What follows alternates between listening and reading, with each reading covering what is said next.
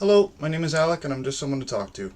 So I thought I'd talk a little bit about motivation because many of us who have struggled to stay motivated or are struggling to stay motivated know that it's a pervasive problem that affects you in all areas of your life. It prevents you from doing things that you want to do and becoming who you want to be, and there's really not much that's more troubling than that. I also find that much of the existing advice on the issue is inadequate. It's very easy to do a Google search and find a list of pieces of advice to stay motivated. I've got one open here. Set a goal and visualize it. Make a list of reasons that you want to accomplish the goal. Break your goal down into smaller targets. Have a strategy. Get help. All these are obviously good pieces of advice, but they assume that you have the motivation to carry any one of those things out in the first place.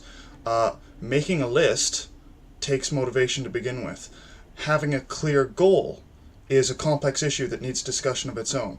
So I thought I'd break all these things down and we could explore the fact that the reasons you're having issues staying motivated are not strategic issues, as a list like this would suggest, but primarily emotional issues. Of course, setting a goal is a good place to start, but it's a challenging task to find a goal that is meaningful to you. You really have to know yourself, you have to know your values, you have to know what's important to you. Because if your goal isn't meaningful to you, you will not be able to pursue it. You will lose motivation. Now, if you don't know who you are and what matters to you, then it'll take a good deal of introspection to get to that point, because a lot of us don't. A lot of us didn't have the proper opportunities to explore, especially during our youth. So there's a couple ways to go about this. The first way is just to start that process of exploration that maybe you didn't have the opportunity to indulge in. So dabble in lots of things, take some classes, read some books, meet people, just experiment, find out what is most compelling to you, give that a little bit more investigation than the other things, and if it turns out not to be for you, then move on to something else. Another alternative is to reflect upon your values as a child, because often we find our values having been repressed as we reach maturity, as we reach adulthood, depending on what difficulties we've faced during our development. The thing that many of us don't stop to consider is that as a child, you were sort of your truest self. You hadn't yet established those barriers to protect your vulnerabilities. Now, obviously, to find yourself, to find your values, is a lengthy process, and doing it properly will take you a great deal of time if you haven't done it already. So, if you're looking to start out and you're looking to be motivated right now, which is perfectly understandable, you're sick of being demotivated and you want to do something about it, I would recommend starting with fitness, because it's sort of universal. It doesn't matter who you are, it doesn't matter what your values are in particular, you still need to exercise, you need to be healthy. It's a great way to set a precedent for yourself and prove to yourself that you can follow through with your goals, which will be a really valuable thing when you're later on, you know your personal values and you're pursuing goals that are a little bit more specific to you, but a little bit harder to conceptualize and harder to materialize. It's not always clear what the first step forward is. So let's say you do know yourself quite well and you even know which goal you'd like to pursue, but somehow you find yourself without any energy, any motivation to mobilize and get to work. Well, there's a few possibilities. One possibility is that you may lack self-respect, and this can affect your motivation because if you don't consider yourself a worthwhile investment, you're not going to invest in yourself, and that includes your own time and energy. Now, obviously, however you came to lack self-respect is a complicated issue, which is why, incidentally, motivation is such a complex issue, is because all of these complex issues play into it.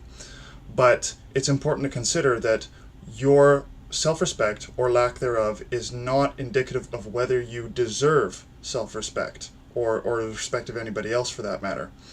And in considering this, consider where self-respect comes from. It comes from childhood and adolescence, where children have a weaker sense of self. They haven't developed it yet, so it's developed by their opportunities, by their parents, by their mentors, by their peers, etc. So if a child has a weak sense of self-respect, which unfortunately is often the case, that must have come from their influences. It didn't come from them because it couldn't have come from them. They have no sense of self at this point. It was established by others. And you might say to yourself, well, I'm not a good person, I don't work hard enough, or I've hurt other people, or any of these things, any of these rationalizations. But you have to consider it's sort of a chicken or the egg sort of thing. Which came first? The lack of self-respect or the behavior that indicates a lack of self-respect? It was the lack of self-respect. It had to be, because that originally came from your childhood. If you'd had the self-respect in the first place, you would have considered those behaviors beneath you. So you're sort of caught in a catch-22. You need to disown your sense of self as a mediocre person or whatever. You need to become intolerant towards it. You need to reject it so that you can become the ideal person that you'd like to be. Another thing to consider is that many of the people who lack self-esteem in this regard have a discrepancy between how they treat themselves and how they treat others. They wouldn't be as unkind to other people as they are to themselves. And you need to consider that you have moral obligations to yourself. It's really not that much better to be unkind to yourself than it is to be unkind to other people, if it's better at all. You're a person, and just as people have moral obligations to you, you have moral obligations to yourself, and you can't disown them. But that really has to be your first step, is that you need to stop enabling yourself in indulging in this negative self-talk. And it really is an indulgence. It really is a laziness. And if you won't do it for yourself, then do it for others, because you don't live in a vacuum.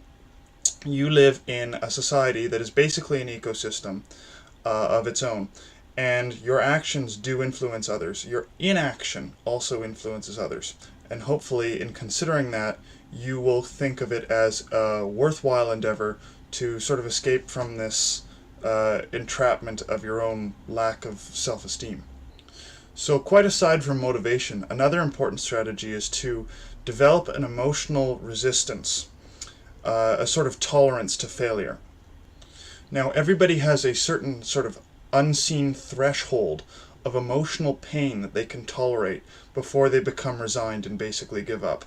And you need to work on developing that threshold. You need to increase it so that you can handle greater adversity, greater challenges, and you can come out the other end.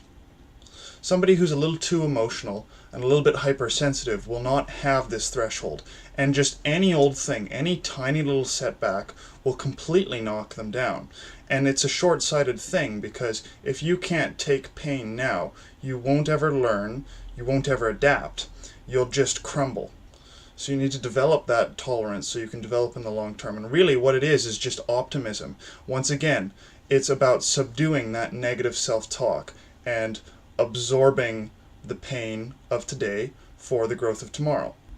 Now, if you just never find yourself succeeding at all, then you simply need to change your strategy.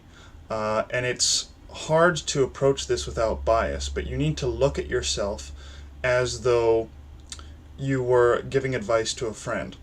If you allow your emotionality to become involved in your analysis of your strategy, then you'll just fall into resentment or self-hatred or any of these self-destructive things.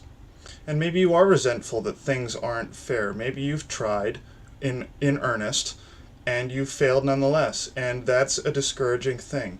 And it's hard to absorb that and consider that the problem may be with you, but your options are to adapt or be left behind. Resentment is not going to help you. You need to be more pragmatic and a little bit more emotionally detached. So we've been talking a lot about emotional issues, but let's talk about something that is a strategic issue, but it's rather more nuanced and it's not often addressed by others. So let's say your self-esteem is in check, you have a goal, all of these things are in place, but you still are not motivated. Well, it could just be that you're of a personality type that does not become motivated unless there are incentives to do good work. Where it gets complicated is in circumstances where you can't tell why you were motivated in the past and why you're not motivated now. You don't really see any difference in the incentives, but they're there if you dig deep enough. Maybe your incentives in the past were not what you thought they were. For instance, if you were an excellent student in high school and you're a very poor student in university and you can't figure out what has changed, consider your incentives and consider that they may be emotional incentives. It could be that in high school you were working so hard not for the high grades, but for your parents' approval. Maybe they weren't very approving of you unless you did very well academically. And maybe now that you're in university, there's no such incentive. Your parents aren't nearly as involved as they used to be. So obviously the incentives have changed, and this is sort of subversive, but it's enough to make a drastic difference in how you approach things. Now the solution to this is obviously just to change your own incentives. If you can't do good work on your own, then put yourself in a situation where it is socially expected of you. Put yourself in a group project, work with others, set deadlines, or have other people expect work done by a certain deadline from you. It may be that working independently on your own is just not good for you. For some people it works very well. Certainly, they have that drive. They feel negatively if they don't work hard enough, and potently enough that they actually do get the work done. But if you're not that person, then you're not going to change that. Adapt to what you are, work around it. Find those circumstances where you will be made to work and you will be made to grow. Now lastly, I'd like to offer a piece of advice that is useful to anybody, regardless of whether your issues are emotional or strategic, and that is to remind yourself of your own mortality. We often forget that we don't have forever to accomplish what we want to accomplish and to become the people that we want to become. So think of your final moments. When you go, will you be able to leave with security, knowing that you became the person that you knew you could be? Or will you leave with a sense of despair, knowing that you never really came to be the person that you saw yourself as being? Remind yourself of that moment, because it is coming. Ironically, reminding yourself of death will actually fill you with life. It will fill you with vigor and vitality and a sense of urgency to get things done, because even in absence of a deadline, you do have that ultimate deadline in which you face your own death. And as a parting thought, I'd like you to consider that by seeking out this video, you've already taken the first step to solving the issue of your demotivation. It is within you to change, and hopefully you will benefit from knowing the source of your demotivation, whether emotional or strategic. That's all for now. If there's a particular issue you'd like me to talk about, then send me a message. If you'd like to see more from me, then subscribe. Thanks for watching.